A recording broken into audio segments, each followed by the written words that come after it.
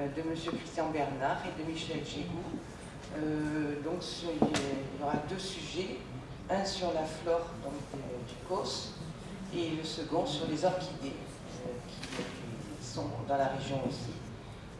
Je ne sais pas si vous avez l'occasion de vous promener souvent sur les COS, mais effectivement il y a pas mal de fleurs et on ne les connaît pas toutes. Voilà, je pense qu'on en saura un peu plus ce soir. Grâce à vous messieurs. Voilà, je vous laisse.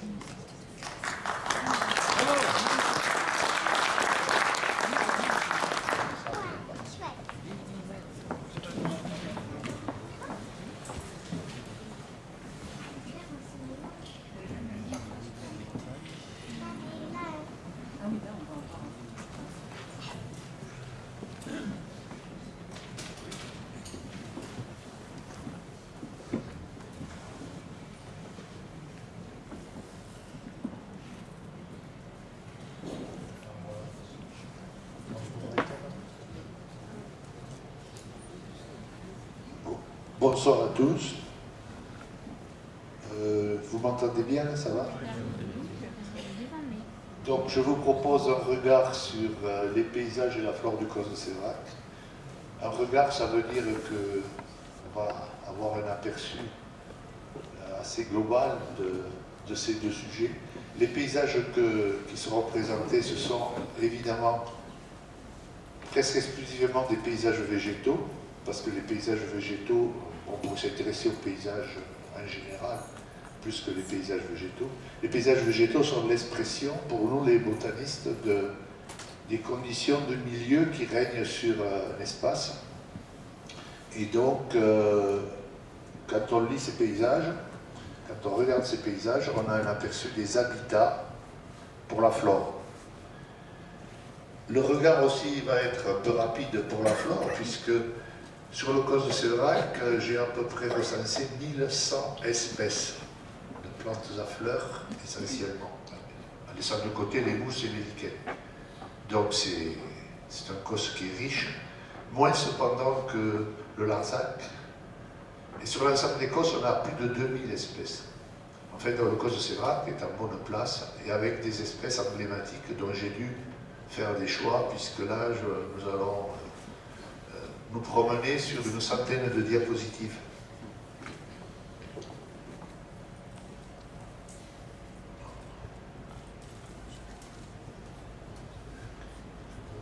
Moi, je vais le plein écran.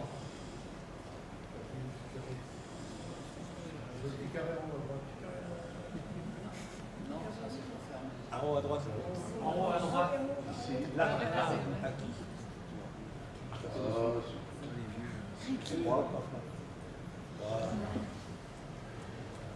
Bon, cette petite carte très simpliste pour situer le COS de Séverac sur l'ensemble de l'édifice tout à fait remarquable que constituent les COS du sud du Massif central, avec ici dans le COS Comtal, le COS de Séverac est ici. Il se prolonge vers l'est par le COS de Sauveterre. Vers le sud, on a les avant-COS, et au nord, la vallée du Lot, puis l'Aubrac. Donc, de par sa situation et de par ses altitudes, ce COS va être soumis à des influences climatiques montagnardes et continentales, mais aussi des influences atlantiques qui arrivent par la vallée de l'Aveyron, et des influences méditerranéennes qui arrivent par les vallons qui sont au sud, disons jusqu'à Angueyresc, où on a véritablement la limite entre un étage sud-méditerranéen et puis un étage un peu plus montagnard. On est sur des, bon, qui dit COS, disons des terrains calcaires, datant du Jurassique, mais dans cet édifice qui est le COS de Séverac, la vallée de l'Aveyron a ouvert une entaille importante, et en plus, là on est sur des terrains du Jurassique inférieur qu'on appelle le Lias, donc des terrains plutôt argileux, alors que sur les hautes terres cossenardes, on a plutôt du calcaire ou des dolomites, calcaire dolomitique. Donc voici une première vue qui nous donne un aperçu de ces paysages remarquables, très diversifiés, avec donc des zones boisées. Et il faut savoir que si l'homme n'était pas intervenu sur l'Écosse, on aurait de la forêt partout. Donc ici des bois, on va dire, souvent des taillis, des landes avec des arbustes, nous en verrons quelques-uns de plus près, des pelouses sèches. Alors c'est ça qui fait l'originalité du Causse, entrecoupé de parties rocailleuses et aussi des cultures, bien sûr, sur les parties les plus hautes et les moins pentues. Et bien sûr, une activité qui entretient ce type de paysage, c'est le pâturage par les ovins, parfois par les bovins aussi. Voilà une autre photo prise aux sources de l'Aveyron. On a un autre aspect de cette région, avec ici les prairies humides bordées de haies, d'un paysage de bocage, à allure atlantique. Et du fait de l'orientation de la vallée de l'est à l'ouest, on va avoir des versants très contrastés, avec ici un ubac qui sera propice au hêtre. Le hêtre aime bien, vous voyez, ces traînées brouillardeuses, là, un peu d'humidité. Par contre, sur les versants exposés au sud, on aura un paysage plus sec, avec beaucoup de pelouses sèches et landes, qui sont des terrains extrêmement propices, notamment aux orchidées, dont vous parlera Michel Gégou tout à l'heure. Alors passons en revue les zones boisées. Les hêtraies. Alors la hêtraie, c'est une forêt montagnarde, autrement dit climat froid et humide. Bon, ici, ces hêtraies laissent la place à des prairies, ce qui veut dire que là, la hêtraie a été défrichée au temps ancien.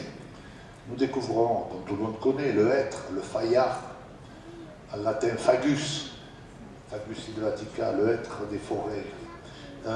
Ce faillard a donné dans la toponymie des noms de lieux, mais aussi des noms de familles. On a par exemple, pas très loin d'ici, la Fagette. Sur le Larzac, on a la Fage. Il y a des gens qui s'appellent Fage, il y a des gens qui s'appellent Quatre Fages. Bon, vous avez ici la sorte de bogue. Bon, on pourrait dire le fruit. En fait, les fruits sont à l'intérieur. Ce sont les faines qui sont des fruits secs. Et sur les feuilles, on a souvent des galles. Des galles qui sont dus un petit insecte de la famille des hyménoptères. Et on retrouve ces galles sur les chênes, qui sont de la même famille. Donc la hêtraie occupe les rebords exposés au nord, notamment au-dessus de l'Aisne, aussi au-dessus des sources de l'Aveyron. On a aussi des bois de pins sylvestres. Alors en général, ces bois étaient favorisés par l'homme. Ce n'est pas pour le botaniste les milieux les plus intéressants. La pinède est assez pauvre en espèces. Et actuellement, on a un très gros problème avec les forêts de pins sylvestres, c'est la chenille processionnaire. La prolifération de la chenille processionnaire pose un sérieux problème sur tous les cosses boisés. Ici, nous sommes sur le rebord sud du Causse de Séverac, et la commune de Séverac arrive jusqu'au village du Bourg. Je montre cette photo parce qu'elle est intéressante. On a ici des bois de chêne pubescent, qui sont les bois les plus répandus sur les Causses en superficie. Mais on a aussi dans cette vallée du Trébas des falaises qui sont intéressantes au point de vue botanique, on verra tout à l'heure. Alors voilà les deux chênes qu'on trouve fréquemment. Le chêne pubescent, c'est le plus fréquent.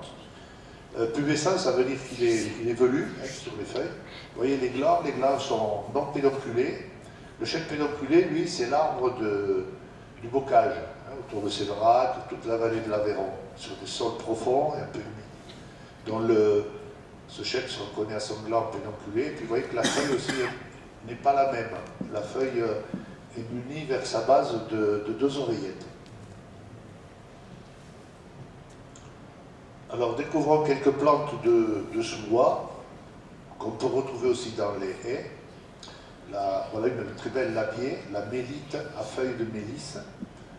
Elle n'est pas propre aux Causses, on la trouve aussi dans les Palanges de l'Évézou. Alors elle peut être à fleurs blanches ou elle peut être à fleurs roses. Donc Mélitis mélissophyllum pour ceux qui veulent des noms latins, des noms scientifiques. Et vous savez que le botaniste insulte les plantes en latin. Ici, le géranium sanguin. Alors, c'est une espèce de lisière de chêne pubescent. Très jolie plante qu'on peut trouver aussi en jardinerie pour la cultiver dans des rocailles. Le mélampire des bois. Alors là, on a affaire à une plante de la famille Scrophulariaceae. C'est une famille qui est voisine de la famille des laviers.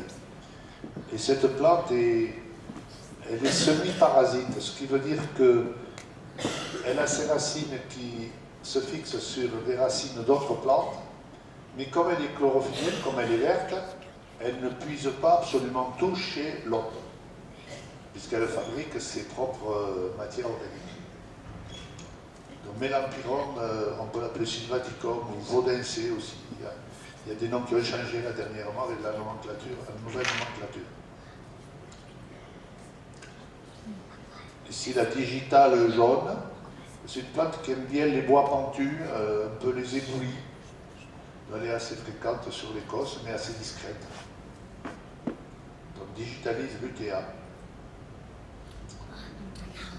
Un très joli lys, le lys martagon, qui est hyper abondant dans les bois frais, surtout les bois de hêtre, mais aussi dans les bois de chêne. Il y en a beaucoup dans les bois qui sont sur le versant nord du Causse de Séverac, au-dessus de l'Aisne. Le œillet de Montpellier, Dianthus isopifolius, dans ce petit œillet sauvage, vous voyez, avec les pétales très profondément découpés. Le perce-neige, que certains cultivent dans leur jardin. Alors le perce-neige, nous l'avons aussi sur les Vejoux, dans les bois. En vallée de l'Aveyron, il est assez fréquent, la verve coule, on le trouve dans les haies fraîches. Donc ça s'appelle galante, Galanthus nivalis, perce-neige.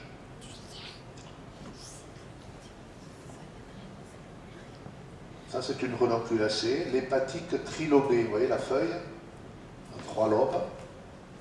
Alors elle peut exister en version bleue, en version blanche, en version rose. Mais la plus fréquente, c'est la version bleue. Hépatique, ça évoque, si vous voulez, c'est l'ancienne règle des signatures. Les anciens voyaient à travers la forme des plantes les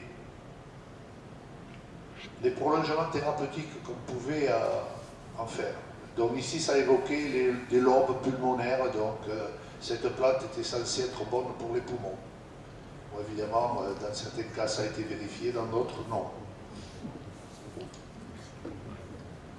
Voilà une jolie veste qu'on a découverte il y a une douzaine d'années, près de Cornejoul. Elle n'était pas connue sur le Causse de Séverac. La veste de Narbonne, c'est une plante méditerranéenne, comme son nom d'espèce l'indique, mais elle existe ici sous une sous-espèce à feuilles dentées. La vraie veste de Narbonne n'a pas des feuilles dentées, donc celle-là, il faudrait l'appeler veste de Narbonne à feuilles dentées. La gousse est hérissée de petites pointes ici. C'est une plante qu'on trouve aussi sur le Larzac. Je pense que la station de Cornejoul, c'est la station la plus au nord que l'on connaisse pour la région.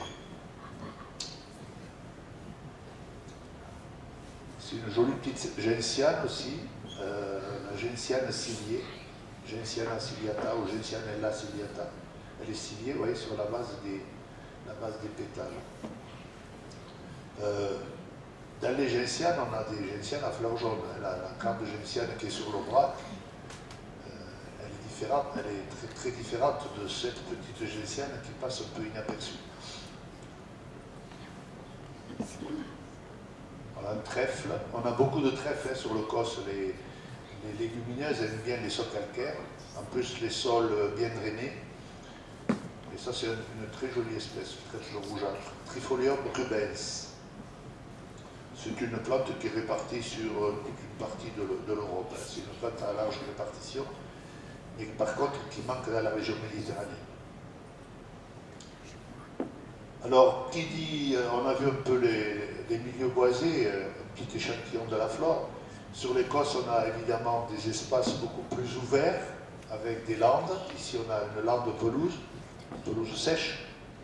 Bon, là, la photo a été prise en saison morte. Les arbustes qui sont là, ce sont des buis ou des genévriers, essentiellement. Donc voilà, le genévrier commun, que tout le monde connaît, et qu'on appelle improprement le cade. Le vrai cade, c'est un genévrier plus méditerranéen, le genévrier oxycèdre, qui fait des fructifications de couleur marron, et non pas noirâtre bleuté. Mais bon, c'est une tradition, ici on dit le cade. Le vrai cade existe en Aveyron.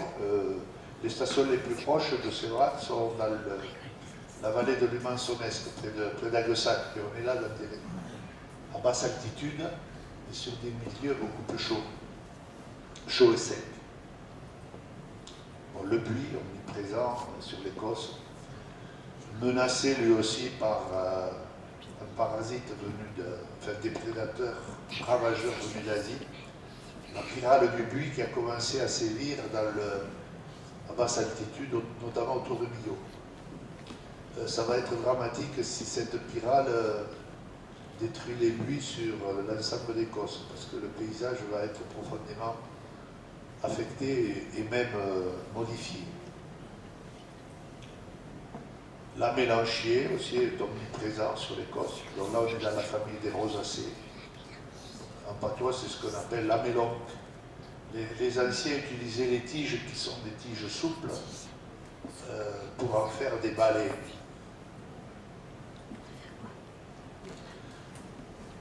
Là, on est au-dessus de Montagnac, sur la commune Saint-Saturnin-de-Laine, au puits de Belle-Ombre, que certains doivent connaître. Et cette lande avec ce genêt, vous voyez, couché, formant des touffes très serrées, ça c'est tout à fait unique. Pendant très longtemps, cette espèce a été la plante emblématique du COS de Séverac. Ce genêt s'appelle le genêt horrible. C'est un genêt qui est présent en Espagne, sur les versants pyrénéens de l'Aragon, et qui a quelques stations en France. Alors comment il est arrivé là? Eh bien, il est arrivé lors des périodes, vous savez qu'il y a eu des périodes chaudes et sèches, des périodes climatiques chaudes et sèches, donc il y a des plantes qui ont fait des avancées sur nos régions et puis qui sont restées, qui se sont installées. Alors là, la photo a été faite en hiver. Voilà le genêt horrible lorsqu'il est fleuri. Vous voyez, c'est un boutonnement de fleurs jaunes très serrées. Comme il est piquant, il n'est pas brouté, c'est brouté tout autour. Et donc il est protégé au niveau national, ce qui veut dire que c'est une plante qui est inscrite sur une liste qui a été publiée au journal officiel. Malgré cette protection, il y a, dans les années 90, sur le site de Montagnac, des travaux de restructuration foncière ont détruit au moins 1 hectare de cette lande à genêt horrible. Lorsque ça s'en est aperçu, le mal avait été fait, donc il n'y a plus moyen de faire machine arrière. Tout ça pour dire que quand il y a des grands travaux, et on sait que les grands travaux, il y en a un peu partout qui pointent le nez, notamment avec les éoliennes, entre autres, il faut faire attention d'aller voir avant et savoir qu'est-ce qu'on va détruire. Parce qu'une fois que le mal est fait, c'est trop tard. Voici une graminée qui est fréquente sur l'Écosse, qui peut former de grandes pelouses ondulant au vent. C'est la stipe pennée, qu'on appelle le cheveu d'ange, ou cheveu de vieille. Bon, cette photo a été faite sur le Larzac, mais on a ça aussi sur le Coast-Comtal, peut-être en moins spectaculaire. Il y en a sur le Puy de Bellone, notamment. La stipe. Alors la stipe est une plante qualifiée de stépique, c'est-à-dire c'est une plante d'Europe orientale qui est arrivée chez nous lors de périodes froides et sèches. Et on a aussi cette taille, l'ail jaune, qui est aussi considérée comme une plante stépique. Alors là, il est aux côtés d'un autre allium, d'un autre ail, qui est l'ail à tête sphérique. Et la couleur n'est pas la même. L'ail jaune, c'est une plante tout à fait intéressante pour notre région. Et il pousse donc sur des pelouses à base de brome dressé, donc graminées. Vous voyez que ce sont des pelouses toujours très rocailleuses. Il Il y a la roche qui affleure pas loin. La petite coronie aussi est omniprésente dans ces pelouses. Là, nous avons une petite coronie à port dressé. Lorsque la pelouse est pâturée, la petite coronie s'adapte, elle reste couchée sur le sol. C'est une légumineuse, donc elle est très consommée par les brebis. En bleu, là, ça doit être des aphylates de Montpellier, bon, qui est une plante méditerranéenne qui ne monte pas trop en altitude. Le bugle de Genève, c'est une très jolie plante, c'est la famille des labiers. Dans les prairies humides, on a une autre bugle qui est la bugle rampante, qui est beaucoup plus courante peut-être. La petite narcisse, le narcisse à feuilles de jonc, alors ça c'est un narcisse qui est méditerranéen. Il est fréquent sur les côtes du sud, sur les avant-cosses. Il est fréquent autour d'Aguesang, là, sur les petits cosses, Cabrières, tout ça. Et il atteint le cos de Séverac à Guérès. Il ne va pas plus loin vers le nord.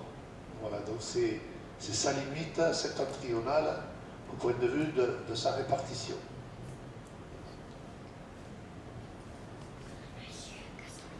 La saudelle, alors celle-là elle est dite cerise, voilà le fruit. C'est aussi une plante méditerranéenne. Donc on va la trouver plutôt sur les versants chauds et secs. On est dans la famille des Liliacées. Le polygale, alors on a plusieurs espèces de polygale, celui-ci c'est le polygale du calcaire. Il est souvent en version à fleurs bleues, il peut être en fleurs blanches, à fleurs roses. Alors les polygales étaient censés, d'après les anciens, stimuler la production lactée des animaux qui les consomment. Et dans le mot polygale, vous trouvez gala, ça évoque le galactose, le sucre du lait, enfin des sucres du lait. Donc les polygales sont des petites plantes très discrètes, très élégantes. Vous devez connaître cette plante de la famille des composés, maintenant il faut dire les astéracées, la cardoncelle molle. Donc ça c'est une plante qui est, au point de vue répartition, qui est méditerranéo-atlantique. Qu'est-ce que ça veut dire? Ça veut dire qu'elle est sur les régions méridionales, mais qu'elle déborde aussi vers l'ouest. On va la trouver aussi sur les cosses du Quercy, hein, qui sont plus occidentaux par rapport aux grands cosses que je vous ai montré tout à l'heure sur la carte. Cardoncellus bitissimus, voilà. L'Antillis vulnéraire, là on est dans la famille des légumineuses, on n'est pas loin des trèfles. Vulnéraire, c'est un mot qui veut dire que la plante pouvait être utilisée pour soigner les blessures. Alors c'est une plante qui est très fréquente dans les pelouses et qui est très pâturée par les brebis. Elle peut exister avec des fleurs un peu rougeâtres, mais on peut avoir des formes avec des fleurs blanchâtres ou jaunâtres, sans la couleur rouge. C'est la même chose. Toujours dans les fabacées ou légumineuses, petit tononis, alors en français bugrane strié, aussi qui est une caractéristique des pelouses sèches rocailleuses. Vous voyez que les cailloux ne sont pas loin. Hein.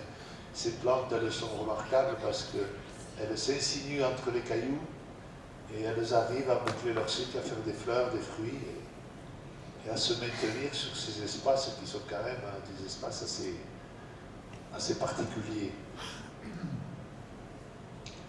Ici, une endémique d'Écosse. Alors, endémique, ça veut dire une plante qui est spéciale à une région. Alors, quand on dit endémique d'Écosse, elle est spéciale à la région d'Écosse. Germandrée de rouille. C'est une plante qui avait été décrite par le botaniste aveyronnais, dont tout le monde a entendu parler, l'abbé Coste, qui a vécu au siècle dernier et qui nous a laissé une très belle flore descriptive et illustrée. Et il avait dédié cette germandrée à un botaniste parisien qui s'appelait Monsieur Rouille. Le germandrée de Rouille, ça devient en latin Teucrium rouillanum. Et c'est une plante de la famille des labiers, comme la sauge. Et cette plante, comme elle est très laineuse, sur son feuillage et aussi sur les calices des fleurs, elle n'est pas pâturée par les brebis. Les brebis n'aiment pas les plantes qui sont un peu trop velues. Voilà une stépique aussi qu'on a sur l'Écosse, la sauge d'Éthiopie. Alors ça c'est une plante qui est assez rare, qui est assez vagabonde. Elle est bisannuelle. On trouve ça aussi sur les pelouses, vous voyez les fleurs, là c'est la fleur de sauge classique avec une fleur à 2 lèvres qui sera pollinisée par un insecte type abeille qui va se poser sur ce pétale basal et en butinant la fleur qui va faire basculer les 2 étamines qui vont arroser l'insecte de pollen. Et en visitant une autre fleur, et bien évidemment la pollinisation et la reproduction seront assurées. Donc c'est des plantes abonnées aux insectes, c'est des plantes entomophiles. Bon, tout le monde connaît la cardamelle qui a souvent été présentée un peu comme l'emblème d'Écosse. C'est la carline à feuilles d'acanthe et non pas comme on le trouve parfois, carline à colle. La carline à colle, c'est encore autre chose que nous n'avons pas dans notre région. Alors on l'appelle aussi chardon baromètre parce que quand il fait beau, vous voyez là, ces pièces qu'on appelle des bractées sont étalées. Par contre, si l'humidité atmosphérique augmente, ces bractées se rabattent et la fleur, enfin la fleur qui est en fait un ensemble de petites fleurs, se ferme.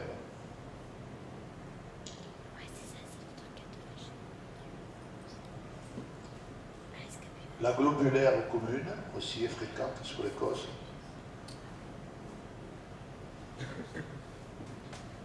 Donc là, on n'est pas loin de la famille des composés. C'est une famille à part, les globulariacées. La catananche, cupidone, c'est une très jolie plante. Alors ça, c'est pas une fleur, mais c'est un ensemble de fleurs. Chaque languette, là, en fait, est une fleur. Vous voyez, on voit ici qu'il y a des pistils qui traînent pour les fleurs centrales. Donc, on appelle ça en botanique une capitule. Une capitule, c'est un ensemble de fleurs serrées les unes contre les autres et qui miment une fleur. Donc, un insecte qui visite ça, il a vu comme une fleur et en fait, il va visiter chaque petit fleuron les uns après les autres. Voilà, là, on est dans la famille des Borraginacées. Les Borraginacées, vous connaissez la bourrache qu'on cultive parfois dans les jardins. Voilà, ce sont toujours des plantes avec des poils. Elles sont hérissées de poils qui sont raides, presque piquants. Et en latin, donc, c'est Onosma fastigiata. En français, l'orcanette. Donc, on a des pétales qui sont soudés en tube. C'est pas tout à fait le cas chez la bourrache. Un autre aspect du COS, c'est la partie où on aura des roches dolomitiques. Vous savez que la dolomie, c'est un calcaire riche en magnésium qui va présenter des parties dures et des parties plus tendres, dont les parties dures vont rester en relief dans le paysage. Et on va voir donc, ces chaos rocheux très intéressants au point de vue botanique, parce que au gré d'un rocher, vous allez avoir une face exposée au nord, une face exposée à l'ouest, une face exposée au midi, et en faisant le tour du rocher, on va découvrir des plantes différentes. Autrement dit, en quelques mètres, on a des micro-habitats qui sont l'expression de microclimats qui règnent dans ces parties rocheuses. En plus, cette roche dolomitique, elle se désagrège en arène, en sable dolomitique, qui peuvent abriter une flore intéressante. Bon, cette croupe qui est ici, il faudra dire 2 mots. Sur le col de Sévrac, on a aussi des pointements basaltiques. Donc là, c'est encore autre chose. Alors, sur les sables dolomitiques, ou les rocailles dolomitiques, on a souvent, au printemps, l'anémone pulsative tardive. Cette anémone pulsative, on peut la trouver aussi sur basalte. Il y en a sur le basalte de la Garde, notamment. C'est des plantes à floraison printanière, hein, ça fleurit mars, avril, jusqu'en début mai. Le thym des Dolomies, ça c'est une plante qui avait été décrite par l'abbé Coste, Thymus dolomiticus. C'est une endémique d'Écosse. Donc elle n'existe que en Aveyron, Lozère, Gard et Roux. On est sur l'ensemble de l'édifice Cossenard. Vous voyez que c'est un thym, c'est un serpolet très, très rampant, il fait des stolons, et sur les stolons, après, il porte des tiges florifères, des tiges avec des fleurs, très velues ces tiges. Et ce thym dégage une odeur vraiment très particulière, une odeur balsamique, autrement dit une odeur de résine type baume, mais une odeur vraiment très agréable, qui le distingue des autres serpolets. Comme tout à l'heure, on a vu l'antillis vulnéraire, ça c'est un autre antillis, l'antillis des montagnes. Comme son nom l'indique, il est plus montagnard. En fait, c'est un méditerranéo-montagnard. Autrement dit, il est présent sur toutes les montagnes du sud de la France. L'astère des Alpes, ça aussi c'est une plante alpestre, on pourrait dire, mais qui existe chez nous sous une forme cossenard. Il est un peu plus velu que celui des Alpes. On est à plus basse altitude, et dans les Alpes, ou les Pyrénées, dans les Pyrénées aussi, ça peut monter à 2000 mètres d'altitude. Chez nous, ce n'est pas le cas, hein. Sur le Causse de Sévrac, c'est moins de 2000 mètres d'altitude. Vous voyez qu'il pousse sur les rochers, sur les tables, ce qu'on pourrait appeler des tables karstiques. Le lin blanc, ou lin à feuilles de salsola, très joli lin aussi. Et ici, une petite Caryophyllacée. Les Caryophyllacées, c'est une famille dans laquelle on trouve l'œillet. Cette plante s'appelle une sabline, controversée parce qu'elle est voisine d'autres sablines qui, c'est pas toujours facile à déterminer, même pour les botanistes. Et elle est protégée nationale. Autrement dit, c'est une plante qui n'est pas fréquente. Mais dans notre région, on la trouve quand même sur le Causse de Comtal, Causse de Sévrac. On la trouve aussi sur le Larzac. Et c'est une endémique française, autrement dit, elle n'est qu'en France. Elle n'est pas connue dans d'autres pays d'Europe. Une très belle liliacée, la phalangère folis, en latin Anthericum liliago. Chez les liliacées, vous voyez, on a 6 pièces, 6 tépales. En fait, il y a 3 sépales, 3 pétales qui se ressemblent. Et puis on a 6 étamines, etc. Donc c'est vraiment la fleur de lys classique. Bien que là, ce soit un faux lys. L'euphorbes de Girard. Alors les euphorbes sont des plantes très, très particulières. Leur principale caractéristique, c'est que quand on coupe une tige, ça produit un latex, une espèce de lait, qui est toxique. Et le bétail ne s'y trompe pas, ces plantes, il les délaisse. Là, on va voir certains élianthèmes. Un très bel espace cher aux botanistes, c'est la dévèse de novice. Alors pourquoi cette dévèse est intéressante? Bon, il y a quelques champs cultivés, mais on a des pelouses avec un gradient d'humidité qui décroît lorsqu'on monte vers le sommet. Le sommet est à 800 et quelques. Et en bas, on a même localement des prairies humides. Donc, quand on herborise là-dedans, on va trouver des plantes des milieux secs, des milieux plus humides et des milieux entre les deux. Il y a quelques pins qui essayent de s'installer, mais grâce au pâturage, cette devèse est entretenue en gros au stade pelouse, piquetée de buis et de quelques genevriers.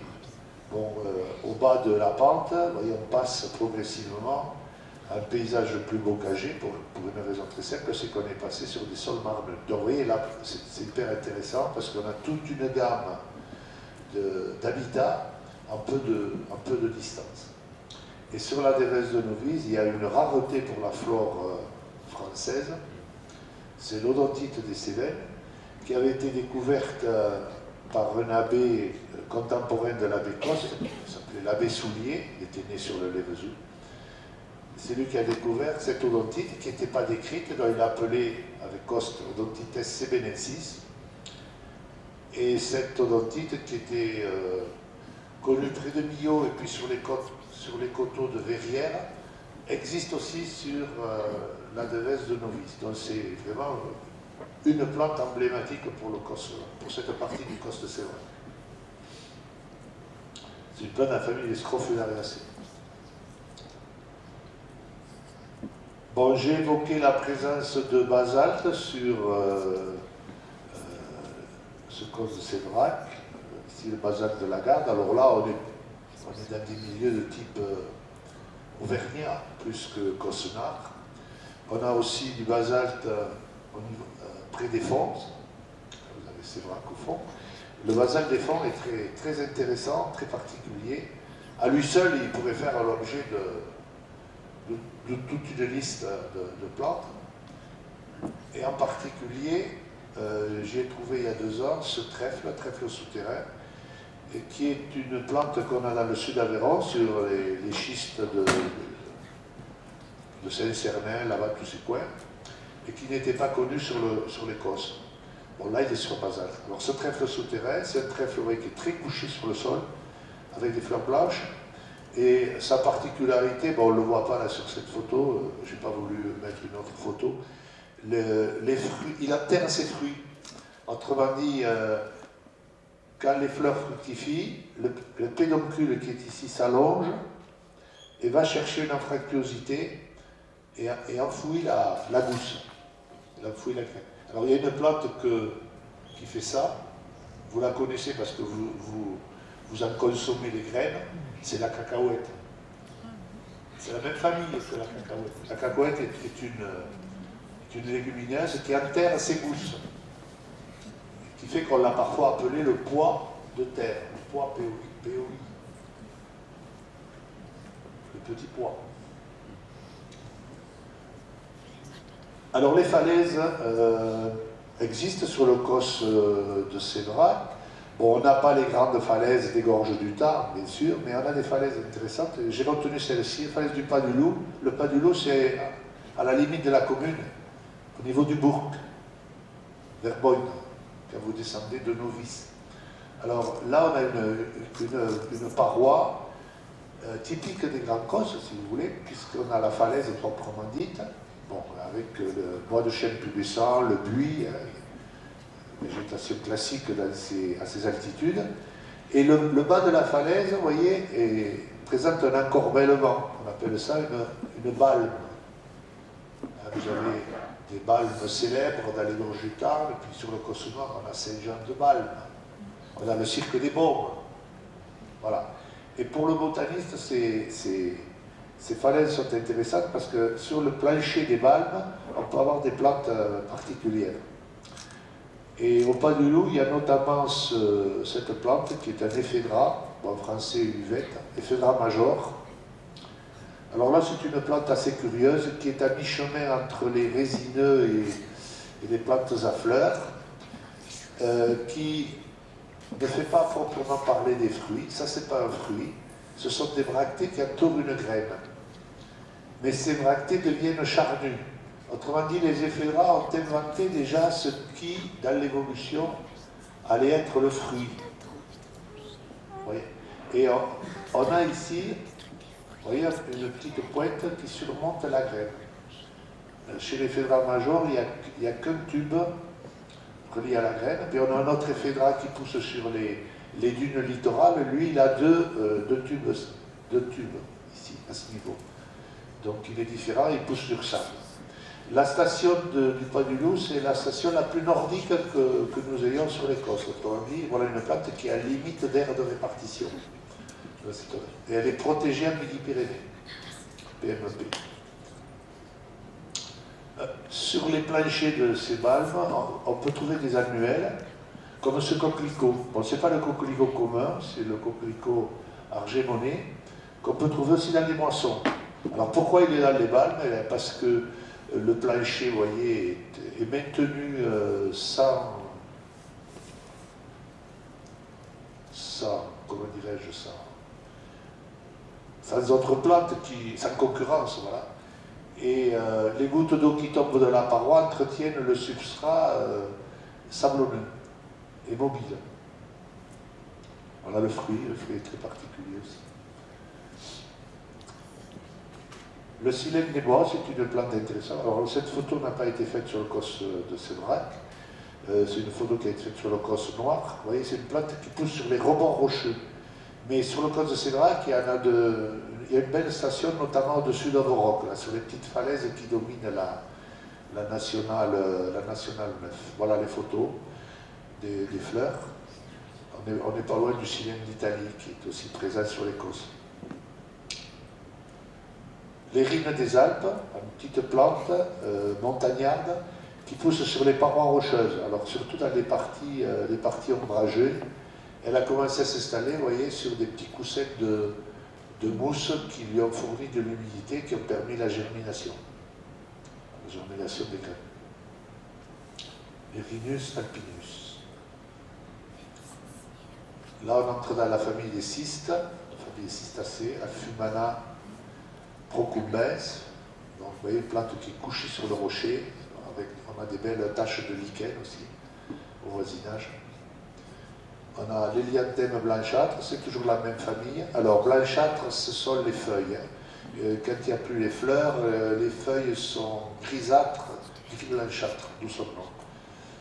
D'où le nom qui lui a été donné. Parce que les noms des plantes ne sont pas toujours en correspondance avec la morphologie. Vous avez vu, il y a des plantes qui ont été dédiées à des gens. Donc, ça, c'est l'Hélianthème des Apennins. Alors, pour faire simple, on dira l'Hélianthème blanc. Ici, vous avez une plante grasse, c'est ce qu'on appelle des sédums, ou orpins. Voilà, il n'est pas fleuri. Une plante aussi intéressante, des cailloutis, vous voyez, en pied de falaise, souvent, ou sur les falaises, c'est la biscutelle. Alors là, on est dans la famille des brassicacées, la famille des crucifères. Et on appelle ça, en français, la lunetière. Vous voyez pourquoi? Vous avez ici un grossissement du fruit. Le fruit, c'est une silicule chez les brassicacées, et ça évoque une paire de lunettes. L'immortelle stécase aussi est fréquente, ouais, sur les parties dolomitiques. Il y a aussi toute une faune qui va avec, là on a cliqué.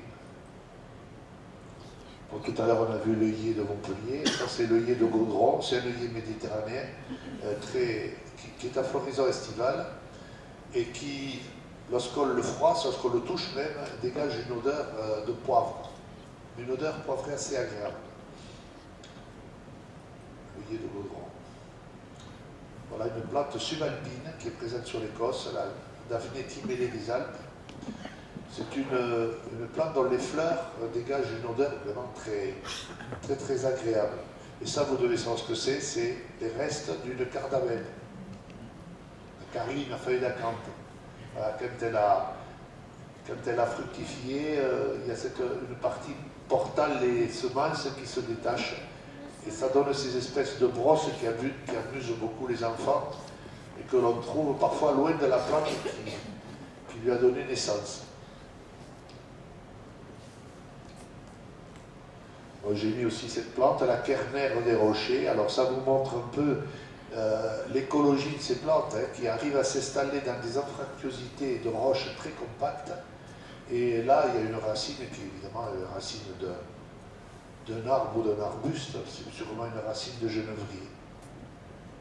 Et il faut savoir qu'en falaise, les genévriers aussi peuvent avoir des âges très respectables. Dans les gorges de l'Ardèche, récemment, des études ont montré que certains genévriers qui poussent en falaise ont 2000 ans. 2000 ans, ça figure parmi les végétaux les plus vieux qu'on ait en France. Et ce sont des arbustes, mais à croissance extrêmement lente, qui enfoncent leurs racines dans les anfractuosités de la roche, comme le font les petites plantes herbacées. Nous, dans notre jargon, on qualifie ces plantes qui poussent en falaise de plantes rupestres, comme il existe des peintures rupestres. Voilà, la violette des rochers aussi. Viola, alors elle s'appelle Viola rupestris, elle porte bien son nom. C'est une petite violette qui pousse sur les parois rocheuses ou les rochers avoisinants, les rocailles avoisinantes. Donc ce sont des plantes qui ont des exigences nutritives très, très faibles. Voilà une nouvelle acquisition pour le cos comtal, le silène paradoxal. Vous voyez, on n'est pas loin du silène des bois que je vous ai montré là à l'instant. Ce silène, il existe dans la grande tranchée qui a été faite pour l'autoroute au-dessus de Morocco. Donc c'est une plante du sud-est de la France, c'est une plante des Alpes. Il est dans les Hautes-Alpes notamment. Et il est arrivé avec le chantier de l'autoroute. Il y a peut-être une pelle mécanique qui a apporté des semences. Et alors ce qui est intéressant, c'est qu'il s'est installé et que maintenant on a une population qui fonctionne, à savoir elle fleurit, elle produit des graines, donc il y a des jeunes pieds, donc on a une population d'une nouvelle plante qui est arrivée avec l'autoroute. Voilà, donc ça méritait aussi d'être signalé. Bon, tout à l'heure, on a aperçu des feuilles de sédum. Les sédums, ce sont des plantes grasses. Un sédum qui est fréquent sur l'Écosse, c'est le sédum de Nice, grand sédum. Et voici aussi une autre plante emblématique du cos de Séverac, enfin, pour la partie cos qui est anglaisque. Le genêt de Villars. Bon, Villars, c'était un botaniste grenoblois. Ce genêt existe dans les Alpes, par exemple sur le Ventoux, dans les Alpes, on va dire, méridionales et calcaires. Et chez nous, il est abondant, enfin, il était très abondant autour d'Angueresque. Malheureusement, Angueresque, il y a eu le passage de l'autoroute, avec d'énormes travaux de restructuration foncière, mise en culture aussi de zones de pelouse rocailleuse, et le genêt de Villars a payé un gros tribut, un lourd tribut. Bon, il est encore présent, mais par petites tâches, et fort heureusement, il y a une assez belle population qui subsiste dans l'enceinte de Fenaille. Sinon, ailleurs, il a beaucoup régressé. En vrai, c'est un genêt qui est couché sur le sol, vraiment, il est un peu piquant, on ne le voit pas trop sur ces photos. Il est protégé à Midi-Pyrénées, donc c'est une indication que c'est une plante rare et qui mérite une attention particulière. Genista villarsi. On a vu du lin blanc, vous voyez, des lins jaunes, le lin jaune ou lin campanulé. Lui, il aime bien les sols dolomitiques. C'est plutôt méridional, lui. Autre plante méridionale, comme son nom l'indique, la saponaire de Montpellier. Il y a beaucoup de plantes qui ont été appelées de Montpellier. Pour une raison très simple, c'est que les botanistes montpelliérains, qui étaient très actifs au XVIIIe siècle, envoyaient des échantillons de plantes qui n'étaient pas décrites au grand botaniste suédois Linné, qui les a décrites. Et quand il recevait une plante du Midi, souvent il l'appelait de Montpellier. Il y a quelques plantes qui s'appellent aussi de Narbonne. Donc, quelquefois il a varié un peu. Voilà, Saponaria aussi moderne. Elle n'est pas propre au Cos, on peut la trouver aussi sur les schistes de la vallée du Lot. Il y a de belles stations dans la vallée du Lot. Ça, c'est par contre une plante qui est inférieure au Cos. L'Ononis rotondifolia, en français le bugrane à feuilles rondes. C'est un ononis qui pousse en pied de falaise. Bon, c'est une plante qui fait à peu près 50 cm d'eau. Et il y a une très grosse station, notamment pour ceux qui connaissent, à la Plancelle. La Plancelle, c'est à l'est de Campagnac. Il y a une petite route là, on est juste à la limite de l'Aveyron et de la Lozère. Et quand on prend cette petite route sur la face nord du Cos, on a cette ononie avec de belles populations. Il a été indiqué aussi à l'époque par l'abbé Soulier au-dessus du hameau de Orbis, c'est Saturnin de l'Aine. Personnellement, je ne l'ai pas vu là, je n'ai pas trop cherché dans ces mots. Bon, sur l'Écosse, on a des éboulis, autrement dit des rocailles qui sont plus ou moins mobiles, qui ne sont pas fixées.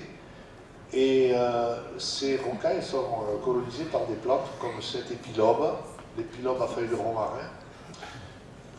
Voilà plusieurs noms, Epilobium dodonei, Epilobium rosmarinifolia. Cet épilobe, on l'a vers la Muraillasse, là, dans les éboulis, là, au bord de la route. Ça fleurit en été, c'est une très jolie plante aussi. Là, pour montrer, Tantairo, pour montrer l'opposition entre le paysage de bocage, à chêne pédonculé, je l'ai dit, et le causse, hein, qui est sec. Donc là, on touche des prairies, au bas de pente, des prairies humides. Et là, on a la parfaite illustration à l'Oupiac, où le causse vient mourir au contact de ces prairies humides. En bordure de l'Aveyron, donc on a une végétation, des peupliers, des frênes, des choses comme ça, qui sont liées à l'eau. Et dans ces prairies humides, on a toute une foule de plantes. Bon, notre objectif, c'est pas de les voir ce soir. On est un peu loin du causse, proprement dit, mais ces prairies sont hyper intéressantes. Tant qu'elles ne sont pas trop amendées. Et dont le narcisse des poètes est une indicatrice de cette humidité qui est présente dans les sols. Et avec le narcisse des poètes, il y a une foule de graminées, il y a notamment le vulpin bulbeux qui est protégé au niveau des Pyrénées, etc. Et puis j'ai glissé cette curieuse plante, l'Ophioglosse commune. C'est une plante, vous voyez, qui est voisine des fougères. Elle a une feuille stérile, là, une seule feuille, qui ressemble à une espèce de langue, ça a été parfois appelé langue de serpent. Et puis elle fait un épi qui produit des sporanges, autrement dit des sacs à spores. Les fougères se reproduisent par spores et non pas par graines. Donc quand on a cette plante, c'est aussi l'indice d'une humidité permanente dans la prairie et aussi d'un milieu qui n'a pas subi les agressions chimiques, des apports d'engrais, des choses comme ça. Bon, l'eau n'est pas toujours très présente sur les cosses, mais sur les bordures, on peut avoir des suintements, voire des lavognes. Alors, près de Novice, il y a une lavogne qui est intéressante parce qu'elle abrite cette graminée, la Catabrosa aquatica. C'est une graminée qui, moi depuis que j'ai arborise, j'ai vu des tas de stations qui ont disparu. Mais elle est encore présente à Novice, donc encore une plante qui ajoute de l'intérêt à ce site. À Novice, on a aussi cette inule à feuilles de sol, très jolie plante de la famille des astéracées ou composées. Et puis dans les vallons, là,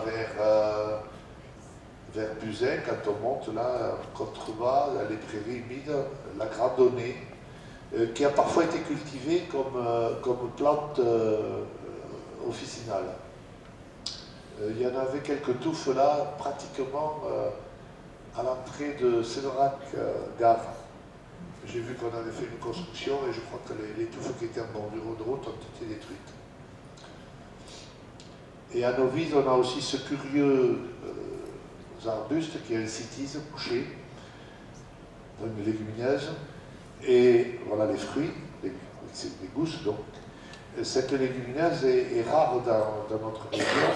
On le trouve un peu sur le causse du Massegros et le causse Comtal. Et vers le sud, sur le Larzac, il est quasiment inexistant. Donc, intéressant pour le causse de Sénérac. Ici, on est près de l'Avergne, mais on a ça tout au long de la vallée de l'Aveyron, des buttes témoins, avec donc des zones très très sèches, qui viennent mourir au contact de prairies humides. Et souvent, à la limite, là, entre les deux, on a des suintements. Autrement dit, des zones vraiment tourbeuses, mais des tourbières basiques, puisqu'on est sur calcaire. Et près de Bessonne, il y a notamment une zone tourbeuse très intéressante, à divers titres, qui abrite notamment cette curieuse plante, vous voyez, qui forme des houppes cotonneuses et qu'on appelle une linaigrette. Il y a d'autres linégrètes qui sont présentes sur le Lévezou ou également sur l'Aubrac, mais en tourbière acide. Cette plante est protégée en Aveyron, Pélouse. Pour terminer, on va dire quelques mots des plantes des milieux cultivés. Alors, dans les milieux cultivés, on aura des plantes dans les moissons, on dit des plantes messicoles. à une condition, c'est que l'agriculteur n'ait pas utilisé d'herbicides. Alors souvent, dans les champs, elles ont disparu, mais sur les bordures, on peut encore retrouver cette flore piscicole avec le coquelicot commun, donc papaver roeas, il s'appelle celui-là. On a vu l'autre qui était papaver argemoné. Et des ibéris. Les ibéris, ce sont des crucifères. Alors il y a deux espèces dans les moissons. Il y a l'ibéris penné et l'ibéris amara, amer. La gagée des champs. Alors ça c'est une petite plante à floraison printanière. Ça fleurit dès le mois de mars.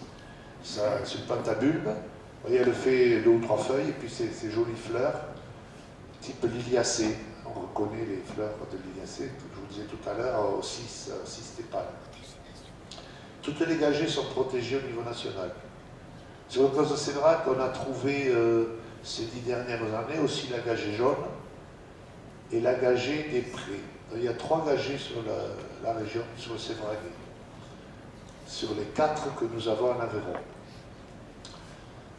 Plante piscicole par excellence, le bleuet, qui est souvent le compagnon du coquelicot. L'agnelle des blés. Alors l'agnelle des blés, c'est une piscicole qui était hyper commune il y a 50 ans et plus, et qui a quasiment disparu de nos champs parce qu'elle est très très sensible aux herbicides. Ça passait à l'époque pour une plante un peu nuisible, car trop fréquente dans les champs. Après, elle attire les petits coléoptères. Et puis, sur les bords de chemin, on pourra voir de très beaux chardons. Ici, le chardon laineux. Il aime bien les bords de chemin fréquentés par les troupeaux. Le chardon penché. C'est le Cardus nutans. C'est une jolie plante aussi. Floraison estivale. Le long des chemins, le lamier blanc. Il y en a beaucoup pour ceux qui voudraient le repérer à la sortie du village des Fonds, à Oboroc aussi, quasiment dans le village. Mais bon, le problème dans les villages maintenant, c'est qu'on a beaucoup nettoyé. On a beaucoup désherbé aussi. Maintenant, les herbicides chimiques, en principe, sont interdits. Mais on a chassé toutes ces plantes qui avec l'ortie, étaient le long des murs, et qui émet l'azote. Alors ce lamier blanc, c'est une plante qui est répandue sur une partie de l'Europe, et qui ici est quasiment limite d'air. La station la plus méridionale que nous ayons, elle est sur le Guillaumard. Le Guillaumard, c'est une annexe du Larzac. Et puis, voici une plante qu'ont découvert Sylviane et Michel Gégou, il y a une dizaine d'années. Le petit méliné, Serenté minor, qui n'était pas connu sur le cos de Séverac, qui n'était pas connu à l'Aveyron. On le connaissait uniquement sur le cos Méjean. Donc on l'a sur le cos Méjean et sur le cos de Séverac, là, dans la région de Altesse. Alors il est parfois en bordure des chemins, mais aussi dans les champs. Et puis j'ai mis cet échinops. On a l'échinops bleu tout à l'heure, je l'ai vu passer là, dans les photos qui avaient été présentées avant mon intervention.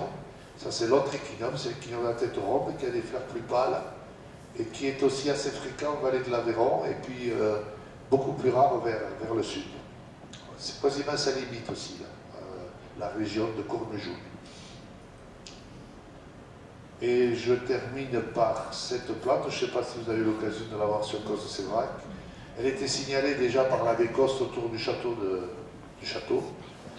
Le pastel des teinturiers, une plante qui a été très cultivée et pour justement ses vertus teintoriales et qui donne le pastel, la tête bleue. Et cette plante a fait la richesse d'une région pas très éloignée de la nôtre, c'est la région d'Albi, Toulouse, la région qu'on a appelée région de Cocagne. Parce qu'à une époque, le pastel a fait la richesse de cette région. On exportait les préparations de feuilles depuis Toulouse par la Garonne via Bordeaux et puis on arrosait comme ça une partie notamment de l'Europe. Ensuite, cette plante n'a plus été utilisée lorsqu'est arrivé l'indigo, l'indigotier. Donc, on n'a plus extrait la teinte bleue du pastel. Voilà. Et donc, merci de votre attention. On finissera le château et puis son soubassement rocheux, là, qui est très intéressant pour le botaniste. Et je cède la parole à Michel, qui va vous parler d'orchidées.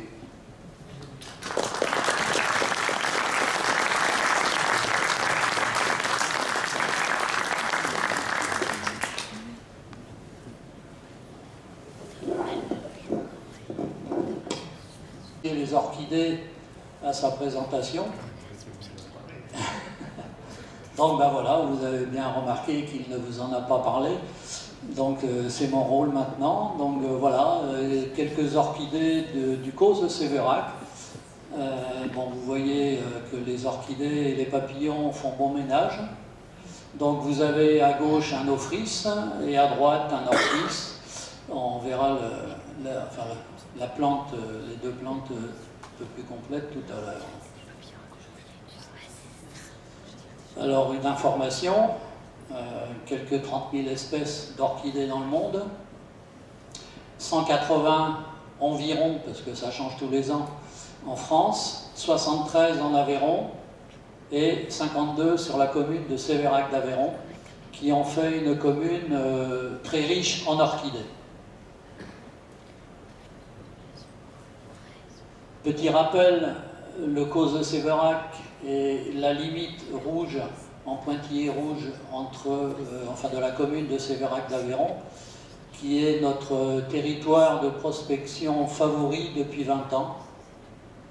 Donc nous, on prospecte effectivement particulièrement toute la commune de Sévérac d'Aveyron, avec quelques escapades à l'extérieur. Mais toutes les photos presque toutes les photos que vous verrez là ont été prises sur la commune de Sévérac d'Aveyron.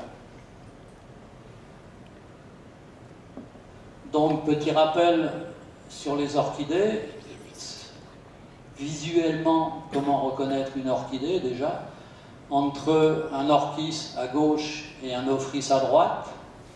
Donc, on démarre par une rosette de feuilles basales que actuellement vous pouvez voir en grand nombre sur le Causse notamment.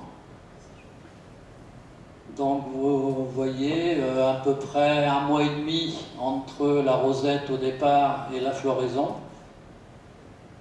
Donc rappelez-vous, un ophrys à droite, rosette basale de feuilles, une tige florale et quelques fleurs disséminées en haut de la tige. Alors qu'un orchis, rosette basale, toujours une tige florale et un épi floral de fleurs groupées. Les feuilles, comme je vous le disais, donc on trouve en ce moment déjà. Donc l'ophrys litigiosa, l'ophrys litigieux, l'Imantoglossum robertianum, l'orchis géant, vous connaissez, mais bon, peut-être pas l'état de feuille, le pyramidalis, l'orchis pyramidal, et l'orchis mâle. Donc vous reconnaîtrez une orchidée avec des feuilles un peu grasses, allongées à nervures parallèles. On le voit notamment en haut à gauche ici, les nervures parallèles, donc les feuilles plus ou moins allongées, et quelquefois, comme l'orchis mâle, tachetées de violet foncé. Alors, parfois, sur les deux, il y en a qui ont des taches sur les deux côtés, et l'orchis mâle sur un seul côté, sur la face supérieure. Les fleurs, donc là, les fleurs d'orchidées reconnaissables, ce sont les mêmes fleurs, enfin les fleurs, pas tout à fait de la même taille quand même que les fleurs, que les orchidées que vous trouvez dans le commerce, qui sont des orchidées tropicales, hybrides. Alors que là, donc, ce sont des orchidées sauvages. Donc vous avez vu 3 sépales au départ, 3 moins 1 pétale parce que vous avez donc ici les 2 pétales latéraux, et ici elles sont regroupées en casque, les 3 sépales ici derrière, et ici, en triangle, les 3 sépales. Et le 3e pétale qui s'appelle le labelle, qui s'est développé pour attirer l'insecte. Et les parties, donc, les organes reproducteurs qui sont en dessous ici. Donc ici, on voit un peu en jaune les sacs de pollen, les pollinises. On ne veut pas parler trop technique. Donc, un peu comme Christian, différents biotopes. Donc ici, le causse, bon, qui n'est pas très rocailleux, mais qui est causse quand même. Donc ça c'est une parcelle près de Blaillac. Et pour l'anecdote, on a mis terrain militaire parce qu'effectivement, tout ce que vous voyez là, à part les personnes, ce ne sont que des orchis militaires. Donc il y en a quelques milliers probablement. Parce qu'on ne voit pas derrière, là-bas aussi, ça continue. Donc c'est, dirons-nous, l'orchis, enfin un des orchis qui commence à coloniser une parcelle, avec l'orchis pourpre, l'orchis assez rare, enfin que l'on verra tout à l'heure. Donc eh bien, on commence la présentation des orchidées, du causse de Séverac. Donc vous reconnaissez peut-être un ophrys, l'ophrys litigieux, dont on a vu les feuilles tout à l'heure. Floraison relativement précoce, hein, au mois d'avril, très commun sur le causse. Le même, mais à floraison un peu plus tardive, au mois de mai, l'ophrys becas, l'ophrys scolopax, donc très commun aussi, hein, avec différentes formes. Nous avions trouvé une fois celui-ci à droite, en bas, qu'on avait pensé à un ophrys scolopax, enfin becas, enfin plus étalé. Alors qu'on l'a vu qu'une fois et on n'a pas eu le temps dirons-nous, de l'identifier parce que bon, il n'a pas réapparu. Et on pensait à un ophrys du style, enfin un peu de la famille du Fuciflora, l'ophrys bourdon, que l'on ne trouve pas encore en Aveyron. 2 ophrys qui se ressemblent beaucoup, très communs sur le causse. À gauche, l'ophrys démonin, l'ophrys emonini, à droite, l'ophrys mouche. Là, dirons-nous, la plus grosse différence, c'est les parties jaunes au bout des lobes du labelle.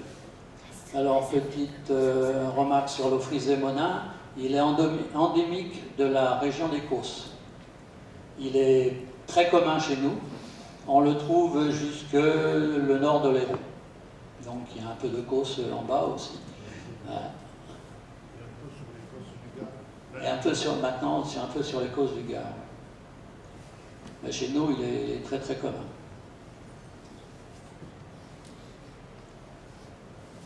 Donc voilà de plus près l'orchis militaire. Donc vous voyez que ça plaît bien aux papillons aussi. Donc très commun chez nous, hein. Donc là on commence par les plus communs. Alors ce ne sont pas, comme on nous l'a dit fréquemment, tout ce qui ressemble à orchis militaire, l'orchis pourpre notamment, bon, qui ressemble beaucoup à ça mais qui est plus coloré, ce ne sont pas des jacinthes.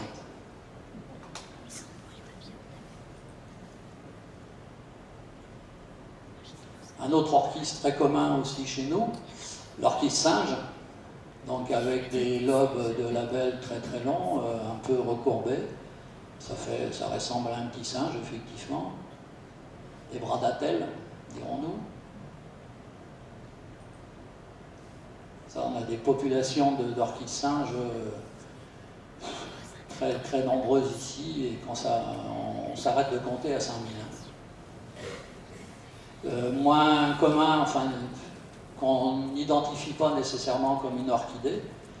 L'orchis à 2 feuilles, Platanthera bifolia, bon, qui est repérable quand même parce qu'il est assez grand et à fleurs blanches, enfin pâles, verdâtres, et bon, qu'on trouve souvent sur les parcelles qui ont été déboisées.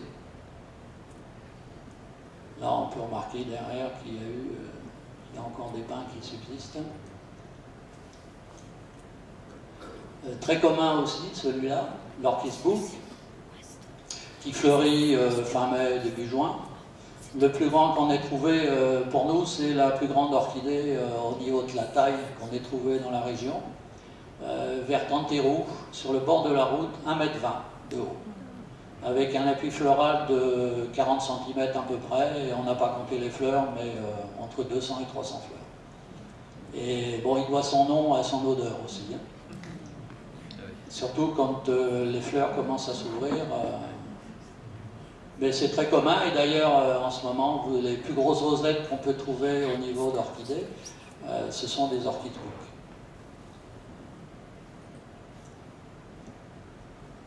Alors celle-là aussi, assez non fréquente sur le Causse, enfin sur le Causse, avec un petit peu d'humidité, mais elle n'est pas très grande, donc il faut savoir que c'est une orchidée aussi. Sérapia à langue, Sérapia lingua, donc qui est assez, bon, sur certaines parcelles, on en trouve en bon nombre, par 100 pieds, c'est pas rare. Enfin, les bonnes années aussi, hein. Pas comme 2017. La dernière orchidée à fleurir dans la saison, Spirante d'automne, ça c'est typique du Causse, hein, on en a un peu partout chez nous.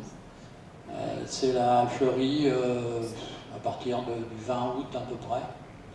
Et lors de nos expositions automnales mycologiques, on en a régulièrement en exposition. Là aussi, il faut savoir que c'est une orchidée. Par contre, elle, les feuilles, c'est pas facile à voir. Trouvé sur le Causse de Sévérac il y a une bonne dizaine d'années, voire un peu plus, l'Ophrys de l'Aveyron, qui est aussi endémique de l'Aveyron, mais beaucoup plus nombreux, enfin en grand nombre sur l'Arzac. Bon, il y a beaucoup de stations, Saint-Georges, non pas Saint-Georges de Luzon, la Panos de Cernon, le sud de l'Arzac aussi, le Causse-Bégon, donc le Guillaumard, voilà, je cherchais le nom. Donc là-bas, bon, il est par centaines, par milliers. Chez nous, sur la commune de Sévérac, on doit avoir 3 pieds à la rigueur. Donc vous voyez que chez nous, alors il remonte petit à petit, puisqu'il en a été trouvé il y a quelques années, un pied vers Bozoul. Il a été trouvé un pied sur le Causse Méjean, qui fleurit tous les ans, mais en Lozère. Mais voilà, sur la commune de Sévérac, il y en a très peu. Et j'ai eu un choc quand Madame Fabre m'a envoyé une photo d'un Ophrys de l'Aveyron, mais voilà, il a été photographié dans le sud. Ça en aurait fait un plus sur Sévérac. Là, on attaque les raretés. C'est un Ophrys, donc l'Ophrys de Catalogne, il porte bien son nom, hein, il vient du sud. À cause ou grâce au réchauffement climatique, comme le disait Christian, on a des plantes qui remontent petit à petit. Donc celui-ci en fait partie. Il est sur le Causse de Sévérac et c'est le seul pied en Aveyron. Enfin, le seul pied que l'on connaisse. Il faut aller le chercher dans le Midi, sur la bordure méditerranéenne, pour le retrouver. Et il est protégé nationalement. Et celui-là, on ne sait pas comment il est arrivé à Sévérac. Peut-être par le train, parce qu'il n'est pas très loin d'une voie ferrée, enfin de la voie ferrée qui vient de Béziers. Il avait disparu en raison d'un mauvais climat, pluie abondante, froid. Il a disparu, enfin il n'a pas fleuri pendant 2 ans, et là il refleurit. Alors celle-ci aussi, méditerranéenne. En Aveyron, il doit y en avoir 4 pieds, je crois. Un a été découvert récemment sur Millau. Donc vous voyez dans quelles conditions il a été découvert en 2013, photo de gauche, puisque c'est une orchidée précoce qui fleurit fin mars, début avril. Et bizarrement d'ailleurs, il fleurit quasiment en même temps que celle du Midi. Alors, dans le Midi, bon, il est relativement abondant. En Corse, on le trouve partout sur les trottoirs et sur tous les parterres de verdure. Bon, chez nous, il est quand même effectivement assez rare. Et il commence à remonter un petit peu. Donc, on commence à le trouver un peu partout. Il a été trouvé dans le Tarn, du côté de Toulouse. Enfin bon. C'est quand même assez rare et aussi protégé nationalement. Et son nom actuel, c'est Ophrys speculum, l'Ophrys miroir. Donc si vous voyez ça près de chez vous, merci de nous l'indiquer. Alors là, vous bénéficiez des dernières découvertes. En 2014, on a vu aussi apparaître, enfin, certainement avant, parce que comme dit Christian, c'est des plantes qu'on avait peut-être sous les yeux, mais qu'on n'a pas vraiment détaillées. Il a commencé à être répertorié à Père, dans le village de Père, dans les rues. Il y en a en abondance. Et chez nous, bon, on a trouvé ce pied, et donc il a été... Enfin, j'ai noté officialisé parce que quand on en parle auprès de la Société française d'orchidophilie dont on fait partie, ils l'inscrivent sur la liste du département, enfin nous on l'inscrit sur la liste de la commune. Et donc il a été trouvé en 2016 aussi, ou en 2017, une station du côté de Buzyn, d'une 50aine de pieds, donc il commence à bien s'installer dans le coin.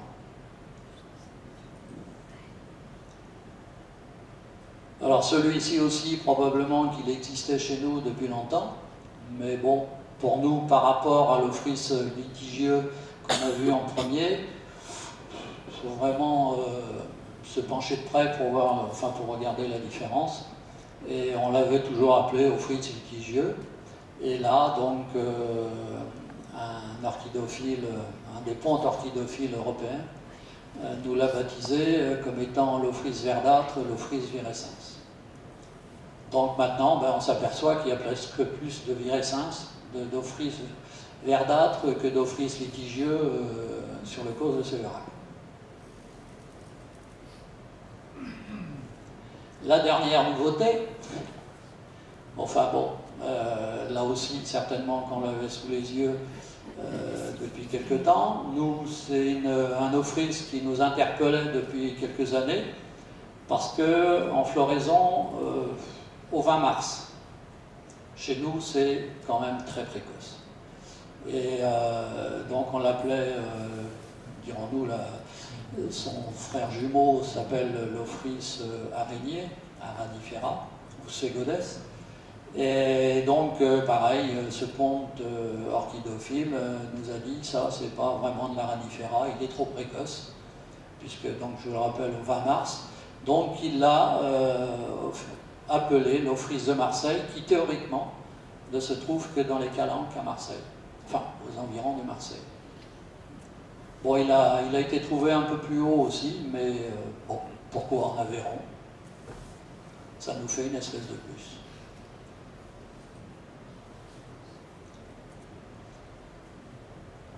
Et aussi sur le causse de Sévérac, l'orchide géant, donc Hymetoclopsum robertianum, qui est aussi une orchidée qui ne devrait pas tarder à fleurir, bon, avec le froid qui, en ce moment, il va être un peu retardé, mais on en a un qui commence à, dans les feuilles, on voit la tige florale qui va pas tarder à sortir. C'est une orchidée qui fleurit, on l'a eu en fleurs en 2015 ou 16, le 18 février. Pour chez nous, c'est quand même précoce, sachant qu'il est en fleurs actuellement sur le lac de Salago. Et dans le Midi, bon, ils l'ont trouvé en fleurs du côté de Montpellier le 31 décembre. Donc un peu en avance sur la saison. Et là, bon, avec le froid, on devrait l'avoir en fleurs peut-être à la mi-mars. Donc un autre biotope, comme vous le disait Christian, on a le causse, mais entre le causse, on a aussi des vallons un peu humides. Bon, là, il s'agit d'une parcelle au pied de la dévèse de Novice. où là, il y a une espèce un peu particulière, enfin, bon, qui est là en grand nombre, qu'on ne trouve pas vraiment beaucoup sur Sévérac. Bon, c'est une parcelle qui est très visitée c'est internationalement connu. Donc celui-là, c'est l'orchis de mer, Dactylorhiza majalis, donc, qui pousse, ou majalis, qui pousse en zone humide, voire marécageuse.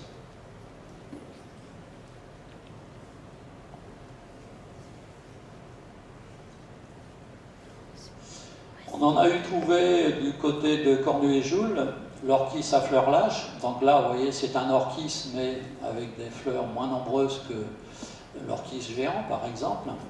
Un Acanthis laxiflora, donc qui pousse un peu en zone humide. Et malheureusement, le passage des vaches l'a fait disparaître. Mais bon, il y en a ailleurs. Une orchidée de site humide, donc on trouve aussi à Novice, mais du côté de Cornuet-Joule aussi, on en a trouvé. L'orchis punaise, qui doit son nom à son odeur aussi. L'Anacanthis coreophora, qui est protégé national, mais qu'on trouve nous en grand nombre, hein, ici, dans la région. Par contre, dans le Tarn, ils en ont très peu, voire pas du tout. Donc il y a des régions où, suivant les orchidées, ne poussent pas partout en même quantité.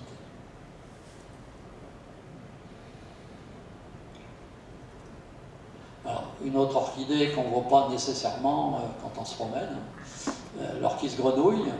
Il y en a beaucoup à Novice aussi. Bon, on l'a trouvé donc aussi parce qu'on avait une petite parcelle humide au milieu du causse de Sévérac, hein, au-delà de Cornuet-Joule.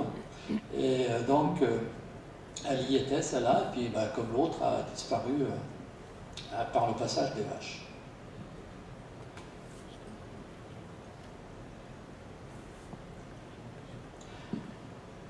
Une autre orchidée, que là, on a trouvé aussi du côté de Cornuet-Joule, mais qui existe en nombre un peu plus grand quand vous descendez sur le bourg, hein, sur je crois la D94, juste avant le chemin qui mène à Kerbe.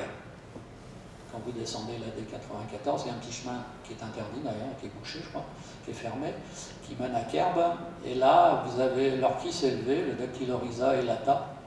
Il fut un temps, je crois que c'était en 2015, il y avait un bouquet de 9 tiges florales. Alors imaginez que celui-là, il fait 92 cm de haut, et vous avez un bouquet de entre 70 et 90 cm, de 9 tiges florales, vous voyez, ça fait un beau bouquet, qui n'a pas résisté puisqu'il a été cueilli. Et il ne pousse plus à cet endroit-là d'ailleurs. Mais heureusement, pareil, le long du talus, il y en a beaucoup quand vous descendez, vous le verrez fin mai, quand vous descendez donc sur le bourg. C'est très repérable. Une orchidée, on trouve que c'est celle qui a la plus belle fleur, les orchidées. L'Epipactis des marais, aussi trouvée du côté de Cornuet-Joule. Epipactis palustris, qui est protégée en Aveyron. Et cette station aussi, a été plus ou moins détruite par les vaches. Et si vous voulez en voir une station très connue, qui est sur l'ancienne Nationale 9, avant le Rascala, au pied du château de Cabrières. Il y en a à Trébance aussi. Ouais. Et donc un troisième biotope, les sous-bois frais ou humides. Donc là, ce sont, vous connaissez certainement l'endroit, c'est à la limite de la Lozère et de l'Aveyron, vers Bellas, mais côté Masselgros, dirons-nous, à droite de la route. Et donc là, vous avez donc des orchidées de sous-bois frais. Donc là, il y en a 2 qu'on va voir en détail. Il y en a même peut-être 3. Donc ça, c'est pas du muguet, hein. C'est un Cephalanthère à longue feuille, Cephalanthera longifolia. Voilà, qu'on trouve très abondamment hein, dans les sous-bois comme cela. Il y en a aussi quand vous montez au-dessus d'Altès, par les chemins là, qui mènent vers Lux ou vers... je ne me rappelle plus le nom, c'est pas grave. Donc le même groupe, le Cephalanthère rouge, Cephalanthera rubra, là aussi, qui est quand même plus discrète, mais qu'on trouve en abondance dans certains sous-bois, chez nous.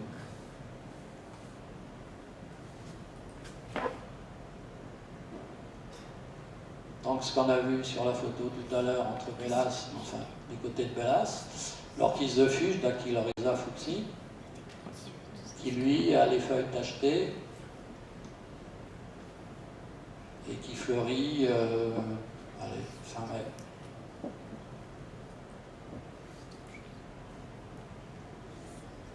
Donc des orchidées très peu connues, les Epipactis pourpre foncé, Epipactis atrorubens.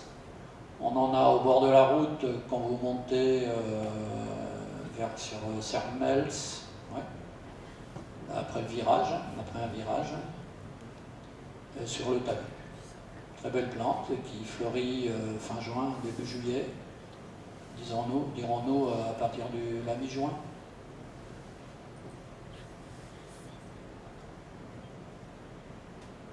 En sous-bois, l'Epipactis à large feuille. Pour ceux qui veulent en voir, il y en a sur la route, l'ancienne Nationale 9, vers la Canurgue, où il y a un pylône téléphone, je suppose, ou un pylône de télécommunication. Avant le carrefour qui mène au Tonsonieux, si mes souvenirs sont bons, ou à la Thieule. À la Thieule. Petite orchidée discrète aussi, goudière rampante qui pousse dans les sous-bois, moussus en général, Goudiera ripens. Et c'est sûr que si on ne connaît pas vraiment les orchidées, on aura du mal à la voir. Mais du côté d'Altès, elle pousse en abondance.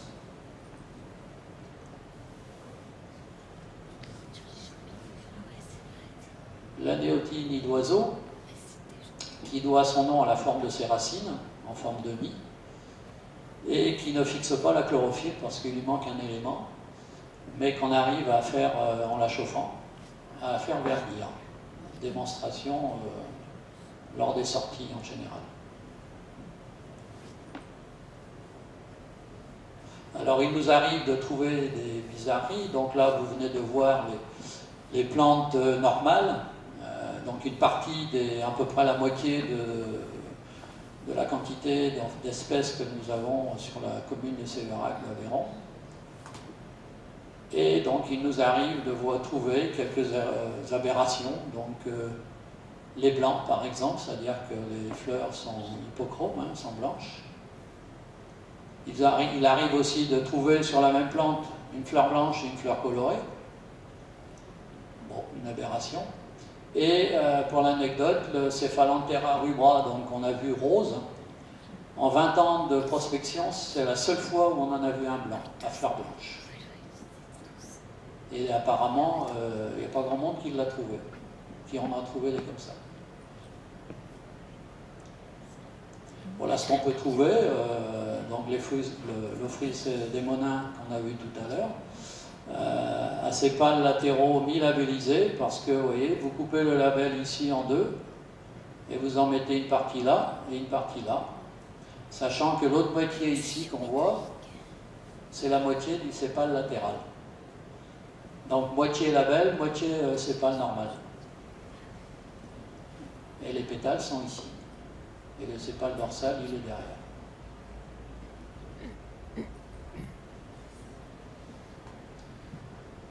Alors je ne vous laisserai pas deviner parce que, enfin, quelques-uns doivent savoir ce que c'est.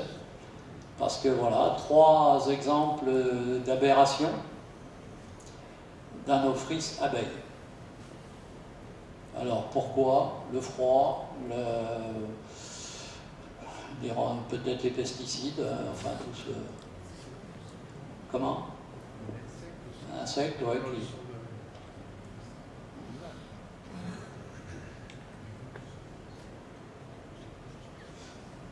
Alors une appellation de Christian, Ophrys litigiosa ou Orchis morio Roundupi, trouvé en bord de culture. Alors ça, c'est peut-être donc le Roundup ou le gel, ça peut arriver. Non, c'était chez moi, c'était le Roundup. Donc vous voyez, l'épi floral qui ne se développe pas, et là c'est la tige florale, toutes les fleurs de l'ophrys sont groupées, et en plus, vu de près, les fleurs sont totalement aberrantes. À propos de Roundup, c'était la preuve que Roundup n'est pas biodégradable en CO2 et H2O, comme l'indiquait le fabricant au début. Au début, ils indiquaient qu'il n'y avait pas de rémanence. Or, là, on a la preuve qu'il y avait rémanence, puisque l'année d'après, en bordure de zone qui avait été traitée au Roundup, des orchidées se présentaient ici. Et effectivement, les années suivantes, ils ont enlevé de leur publicité que c'était non rémanent.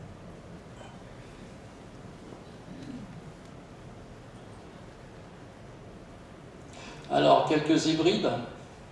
Donc, l'hybride, c'est un mélange de deux espèces, hein. Donc, Ophrys ou Orchis, très rarement intergenre. Donc, très courant sur le cause de Sévérac, entre l'Ophrys litigieux et l'Ophrys démonin. Donc, l'Ophrys fabrei, donc décrit par Christian Bernard en 1983, vous voyez que c'est pas si vieux que ça, hein, et dédié à Gabriel Fabre, botaniste aveyronnais.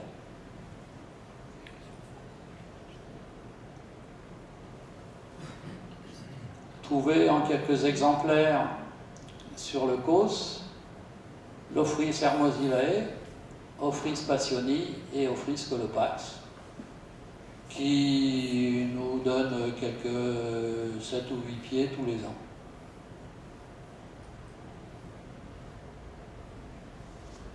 L'Orchis simia et l'Orchis militaris donnent l'Orchis bericii.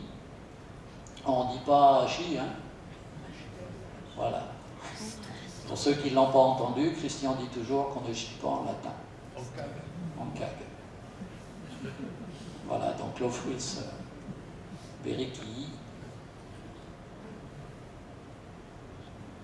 L'Ophrys émonium. Alors celui-là, peut-être, il nous est apparu en 2016, entre l'Ophrys émonin et l'Ophrys speculum, l'Ophrys miroir ciliata, pour l'ancienne appellation. Donc il n'a pas de nom, il est inconnu. Donc pour l'instant, il est dans cet état-là, on attend un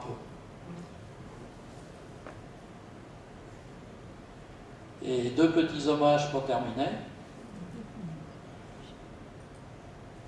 Ah.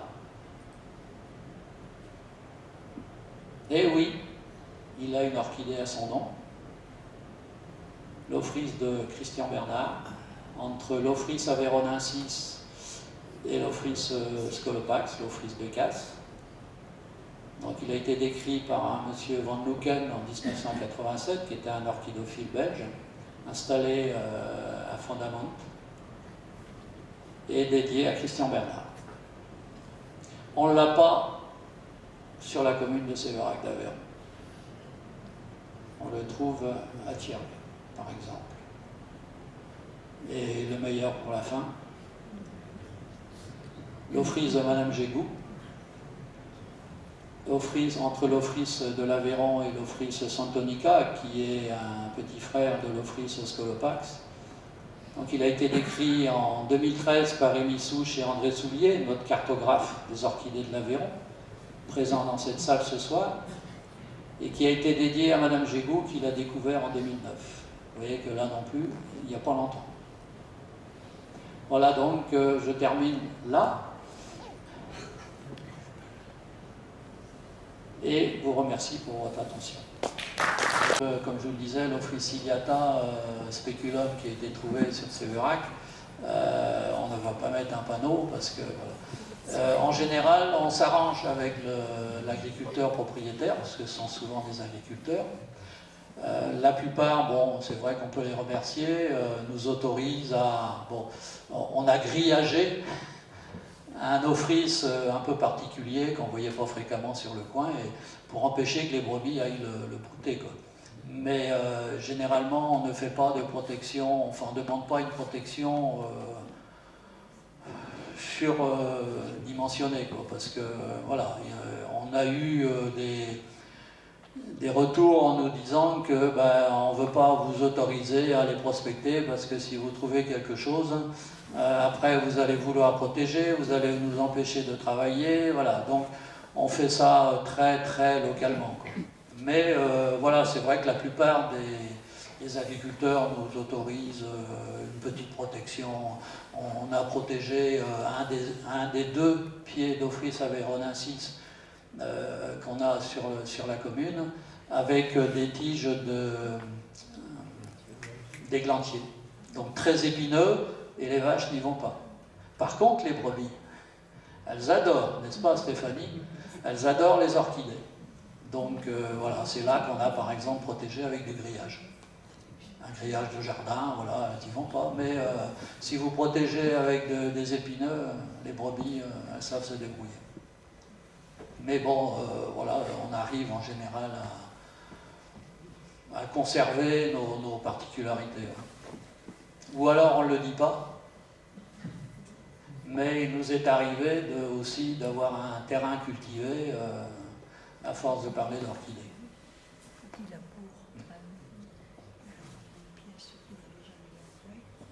Elles sont protégées, toutes ces espèces? Non, non, toutes les orchidées, alors c'est pour ça que je vous l'ai mis, toutes les orchidées ne sont pas protégées. Bon, chez nous, l'Ophrys de l'Aveyron en particulier, mais il est protégé, oui, il est protégé national, l'Ophrys de l'Aveyron. Donc vous avez vu, il y a quelques plantes qui sont protégées départementales ou régionales, protection régionale ou départementale. Donc, mais c'est vrai que souvent on n'aime pas voir les gens cueillir les orchidées. Ça nous est arrivé. Bon, que voulez-vous, hein, quand vous voyez, comme tout à l'heure, 1000 pieds d'Orchis militaris, bon, si un enfant fait un bouquet, ça va pas beaucoup toucher la parcelle. Ce qu'on pense, là, c'est moi, dans mon esprit, c'était déjà jasins sauvages. Voilà, mais quand on a commencé à en parler il y a donc une vingtaine d'années, beaucoup nous disaient, mais ce sont des jacinthes, pourquoi? Non, ce ne sont pas des orchidées. Et il y en a qui ont tenu tête longtemps. Et bon, à force d'en parler, voilà, on le fait découvrir aux gens quand même. Et puis, on a fait des sorties botaniques, bon, avec Christian. Et donc, voilà, les gens leur montrent. Hein, et puis, voilà, en parlant un petit peu des fleurs, de la disposition, tout ça, bon, on arrive à faire comprendre quand même que ce sont des orchidées. Puis, on en parle de plus en plus. Bien sûr, des orchidées tropicales, les orchidées qu'on trouve dans le commerce, sachant que théoriquement, les orchidées sauvages ne sont pas, enfin, sont interdites à la culture. Donc, vous n'avez pas le droit. Puis en plus, sachez que vous êtes dans un parc naturel régional, mais toute cueillette est interdite. Comme la cardabelle, par exemple, je ne suis pas sûr qu'elle soit protégée. Si vous allez dans les gorges du Tarn, à une époque, je ne sais pas si ça se fait toujours, mais dans certains villages de gorges du Tarn, vous aviez des cagettes avec la cardabelle en vente, à 1 euro par exemple. Parce que, comme ça sert de baromètre aussi, donc les gens, pof, on clouait ça sur la porte de la maison et on avait un baromètre. Mais la carline, toutes les carlines le font d'ailleurs. Vous dites qu'il ne faut pas les ramasser. Je comprends que elles sont particulièrement fragiles, c'est-à-dire si elle est ramassée ou si elle est broutée une fois, ça met en péril le pied, non, quand Il même ne faut pas. pas arracher le bulbe, enfin la racine, disons-là, parce que c'est des rhizomes ou des pseudobulbes. Donc théoriquement, non. C'est pour ça que quand les vaches la mangent, bon, elle peut refleurir l'année prochaine. Voilà. Sauf que si vous laissez le troupeau, comme ça nous arrive quand même de plus en plus régulièrement, vous avez des vaches ou des brebis qui sont pendant... enfin, qui reviennent tous les jours pendant un mois, par exemple. Donc après, ben, c'est piétiné, c'est mangé jusqu'à la racine, quoi. Mais enfin, les orchidées, c'est pas spécialement fragile. Vous avez vu l'Ophrys merroir, dans quelles conditions on l'a trouvé? Sous la neige. Voilà. Donc la racine est assez, disons, enterrée, puisque, petite précision, contrairement à beaucoup d'orchidées tropicales, qui sont épiphytes, donc qui poussent sur une branche, sur un tronc d'arbre, les nôtres poussent en terre, géophytes. Je suis étonnée parce que dans mon esprit, les animaux ne les mangeaient pas. Ah, Parce que quand on la voit, on a presque l'impression c'est bon, pour ça. qu'elle n'est pas toxique, mais... Non, non. Non. Et pour l'humain, il n'y a pas de toxicité non plus. J'avoue ne pas avoir goûté beaucoup d'orchidées. Mais est-ce qu'elles ont des vertus médicinales? Elles ne sont pas recherchées pour ça non plus? Elles sont recherchées beaucoup par les sangliers pour les racines d'orchis, par exemple. Voilà, ils aiment bien. Ouais. Mais souvent, quand sur le Causse, par exemple, vous voyez les ravages que peuvent faire les sangliers, c'est parfois pour les racines, enfin les bulbes d'orchidées. Enfin les orchis, hein, les ophrys, c'est un peu plus petit, donc...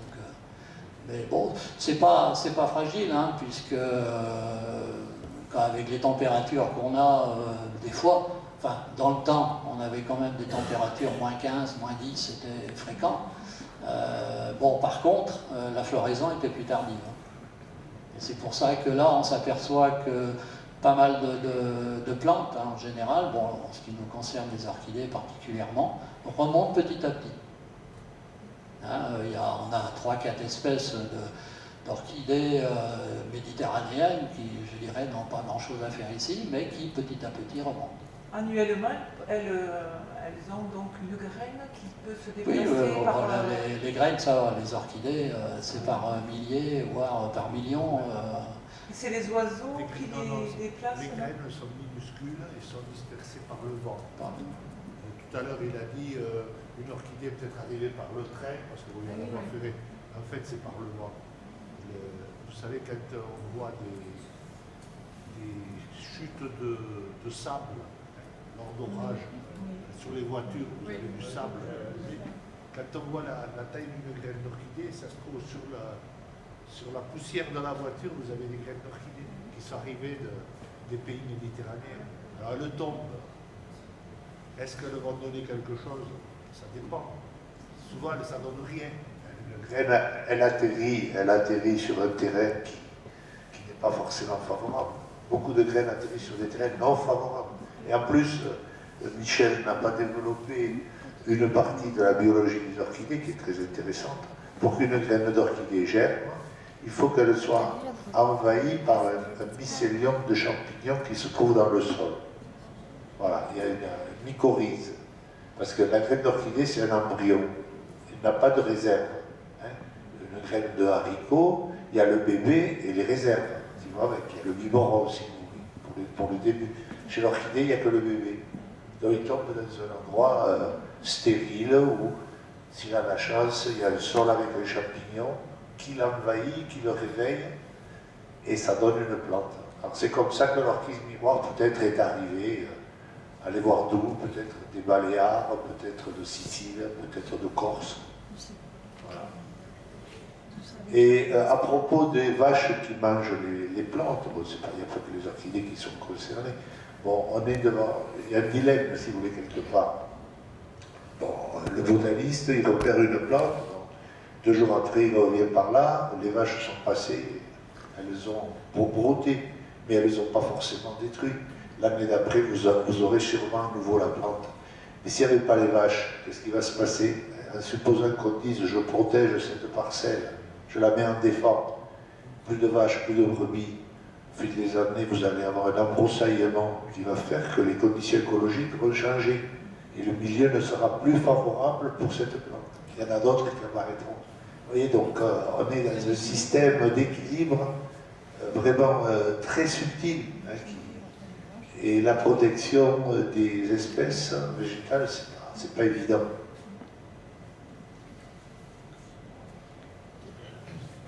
Vous avez abordé tout à l'heure un peu le problème de la spirale du bruit. Oui. Est-ce que vous pouvez nous en dire un peu plus? À quoi on peut s'attendre sur nos poissons?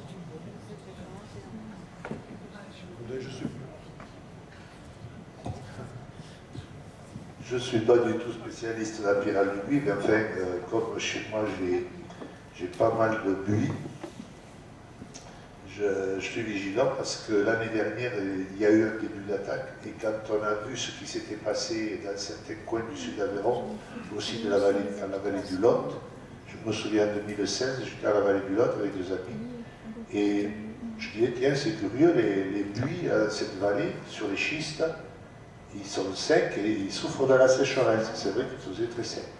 Et puis nous avons fait un arrêt, et là on a compris, il y avait des papillons, et des chenilles, des papillons qui volaient bien sûr, et puis surtout les chenilles qui étaient sur les buis et qui bouffent toutes les feuilles.